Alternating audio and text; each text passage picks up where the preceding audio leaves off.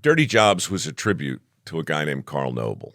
Carl Noble was my neighbor and my grandfather. Both of those things. Both of those things. And he was a magician. A real magician? Or No. as good as they can be? No, the kind of magician who, the guy woke up clean every day and came home dirty every night. And somehow, during the course of the day, something magical happened. Something was fixed. Something was repaired. Something was built. The guy could build a house without a blueprint. Take your watch apart, put it back together blindfolded. A combustion engine, a plumbing line, whatever it is, right? He was drug-free. He was drug-free? Oh, yeah. I mean, as far as I know. I never saw him drink, to tell you the truth. Wow. But he only went to the 7th grade. But by the time he was 30, he was the chief electrical inspector for the state of Maryland, licensed electrician, plumber, steam fitter, pipe fitter, welder, architect. He could do all that stuff, right? So I thought I'd follow in his footsteps. I worked as his apprentice for a couple summers. The handy gene is recessive, right? So all the stuff he could do, naturally, it didn't come easily to me, right? I one day I was working with him on a concrete pour on some construction site, and I just bitched up the mix, completely ruined it, And I was probably 16 at the time, and he said, "Mike, just because you can be a tradesman, right? Just get a different toolbox." Yeah. And I mean that advice changed my life. And anyhow, long story short, I got in the entertainment business. I started pursuing things that I didn't know I would like, and I didn't know I cared about, like singing and acting and writing and hosting and narrating. I got into all of this at a community college as I tried to put a different toolbox together.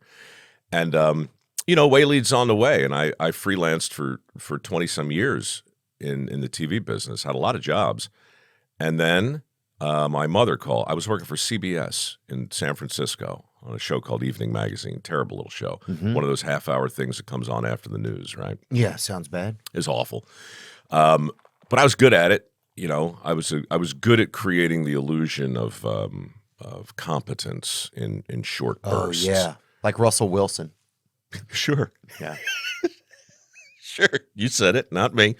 And so I'm sitting in my cubicle one day preparing for the show that night, and my mom calls me, and she says, "Michael, your grandfather turned 90 today, and he's not going to be around forever." And I was thinking, wouldn't it be great if before he died, he could turn on the TV and see you doing something that looked like work? My mother. No, my mother hits me with this, right? So I take one of my cameramen. Actually, I go to the boss and I say, "Hey, why does Evening Magazine always have to be hosted from like a winery or an art museum? Why can't it be hosted from a factory floor or a construction site or a sewer?" Yeah. And he's like, "You want to host Evening from a sewer?" And I said, "Why not?" He goes, "Mike, I don't give a shit. No one's watching the show. Do whatever you want." So I took my cameraman into the sewers of San Francisco. And what happened down there is actually a book I wrote a couple years ago. It changed my life. The whole experience in the sewer, the rats, the roaches, the endless chocolate tide that washed over us and kept me from doing the job I was trying to do.